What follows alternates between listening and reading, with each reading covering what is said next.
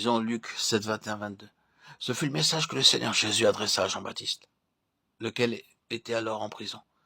Bien que Christ a accompli beaucoup de miracles et guéri tous les gens sans tenir compte de ce qu'ils étaient, il prêcha l'évangile, d'abord aux pauvres, car les pauvres répondent plus à l'évangile que les riches. Dieu donne l'occasion, mais beaucoup ne l'acceptent pas. Ils sont si orgueilleux et satisfaits d'eux-mêmes qu'ils ne reconnaissent pas leurs besoins. Nous devons prier, Seigneur, fais-leur voir en premier lieu leur pauvreté spirituelle. Plus nous avançons, plus nous voyons combien les gens sont aveuglés par le Dieu de ce siècle.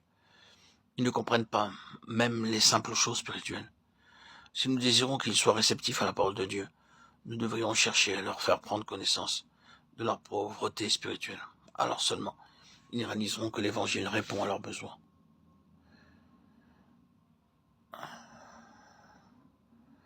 À moins que les hommes ne soient pauvres en esprit, ils n'accepteront pas ce que nous disons.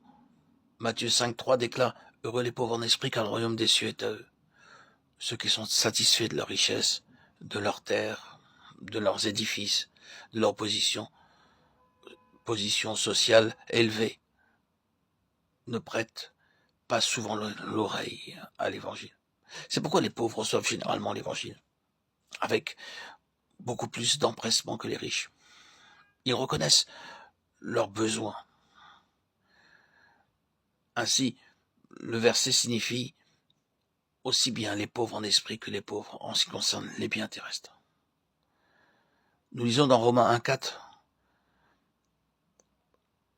la 7e œuvre du Saint-Esprit dans la vie du Seigneur Jésus, déclaré Fils de Dieu avec puissance selon l'Esprit de sainteté par sa résurrection d'entre les morts. Il fut ressuscité d'entre les morts par l'Esprit de sainteté. La puissance de la résurrection est en nous, pour le même but. Comparez Éphésiens 1,14 et Éphésiens 2,1, lequel est un gage de notre héritage pour la rédemption de ceux que Dieu s'est acquis pour célébrer sa gloire. Vous étiez morts par vos offenses et par vos péchés. Paul dit que la même puissance que Dieu a déployée dans le Christ lorsqu'il est ressuscité des morts, monté au ciel et exalté au-dessus de toute puissance, principauté, pouvoir et domination, peut maintenant venir en vous. Notre Seigneur est ressuscité des morts par l'Esprit de sainteté. La même puissance peut venir en vous. Et pour la recevoir, nous devons satisfaire un travail plus profond du Saint-Esprit, alors que nous commençons à comprendre plus clairement et à prier par la foi.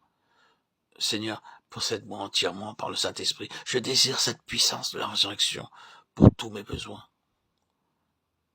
Il œuvre en nous. Il est ressuscité afin que nous puissions être plus que vainqueurs et jouir de la victoire à travers chaque épreuve et tentation. Ici, nous avons le secret dans son entier. Nous ne pouvons pas obtenir la puissance du Saint-Esprit sans satisfaire aux principes divins. Tout ce que Dieu fait, il le fait par des lois divines qui ne peuvent pas être changées. Oh Seigneur, œuvre en nous,